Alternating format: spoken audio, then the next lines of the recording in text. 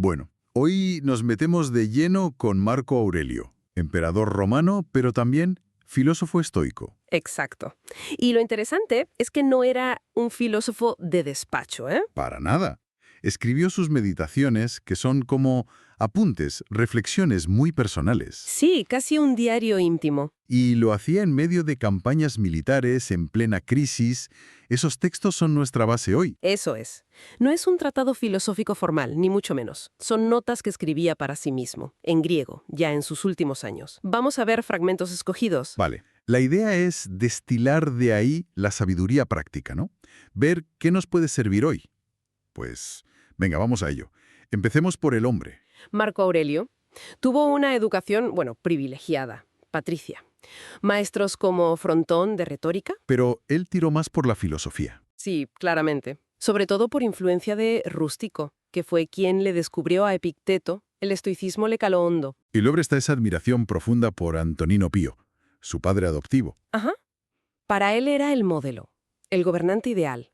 Trabajador, humano, sencillo, sereno. Se decía a sí mismo, sé un discípulo de Antonino. Exacto. Quizás como un contraste buscado con el emperador anterior, Adriano, que tenía fama de ser más, bueno, más extravagante, irritable. Claro. Pero a ver, la vida de Marco Aurelio tampoco fue precisamente un camino de rosas, por muy estoico que fuera. No, no, que va. Le tocó de todo. Guerras constantes contra los partos, los marcomanos en el Danubio. Pestes terribles, crisis económicas. Llegó a vender tesoros de palacio para pagar al ejército. Uf, sí. Y aquí viene una de las grandes, bueno, paradojas o tensiones. ¿Cuál? Pues que este emperador, que promovió leyes para mejorar la situación de esclavos, de mujeres, un humanista en muchos Sí. sentidos, también persiguió a los cristianos, con dureza. Ujú. ¿Y eso cómo encaja? Pues parece que los veía como fanáticos, una amenaza para la unidad y el orden del Estado. Es verdad que choca un poco con su propia filosofía, que roza ideas como la piedad, el amor al prójimo.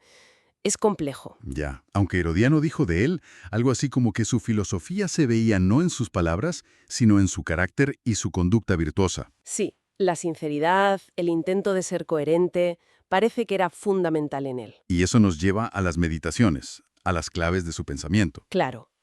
Una idea central, quizá más conocida, es el control interior. O sea, no podemos controlar lo que pasa fuera. Los eventos externos, las acciones de otros. Exacto. Pero sí podemos controlar nuestro juicio sobre esas cosas, cómo las interpretamos. La clave es proteger el guía interior, la razón, mantenerla libre de perturbaciones. Y ligado a eso, insiste muchísimo en la brevedad de la vida, ¿verdad? Totalmente.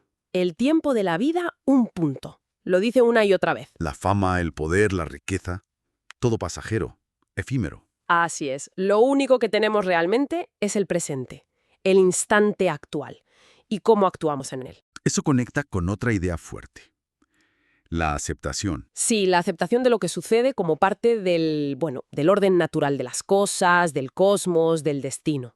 Ver la muerte como algo natural, una disolución de elementos. Sin miedo. O aceptar los reveses, las dificultades. Pone el ejemplo del paciente que acepta las medicinas amargas del médico, de Asclepio, porque confía en que son para su bien, para la salud del conjunto. Pero, a ver, que esto es importante. Esa aceptación no lleva a la pasividad, a la resignación de, bueno, pues no hago nada. Es una pregunta clave. Y la respuesta es no, en absoluto. De hecho, es casi lo contrario. ¿Así? Claro. Porque precisamente al aceptar lo que no depende de nosotros, eventos externos, el pasado, lo que hacen otros, Libera energía, digamos. exacto, libera nuestra energía racional para centrarnos al 100% en lo que sí depende de nosotros. Nuestras propias acciones, nuestras intenciones, nuestros juicios, Entiendo. Actuar siempre con virtud. con virtud y para el bien de la comunidad. Es fundamental. Como dice él, como la vid, que da su fruto y no pide nada a cambio. Simplemente cumple su función. Justicia, verdad, benevolencia, incluso hacia quienes nos hacen daño. Uf, sí, eso es muy exigente. Tiene esa frase increíble, propio del hombre es amar incluso a los que tropiezan, amar a los que te ofenden. Suena casi sobrehumano, muy difícil de llevar a la práctica. Sin duda.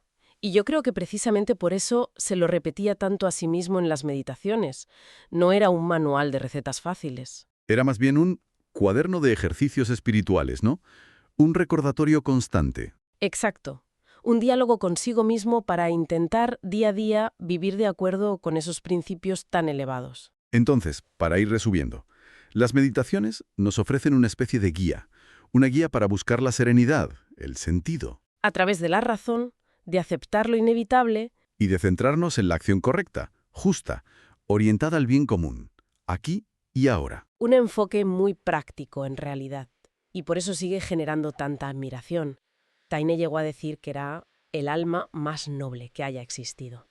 Su figura, su lucha interior, todavía resuena. Y dejo una última reflexión sobre la mesa. El hecho de que Marco Aurelio necesitara repetirse todas estas máximas constantemente, ¿no nos dice algo sobre lo tremendamente difícil que es vivir así? Pues sí, Incluso para un emperador filósofo, quizá esa lucha, esa dificultad, es lo que lo hace más cercano, más relevante para nosotros hoy, más que si fuera solo un manual de autoayuda antiguo perfectamente cumplido. totalmente de acuerdo. Hace su esfuerzo mucho más humano y admirable.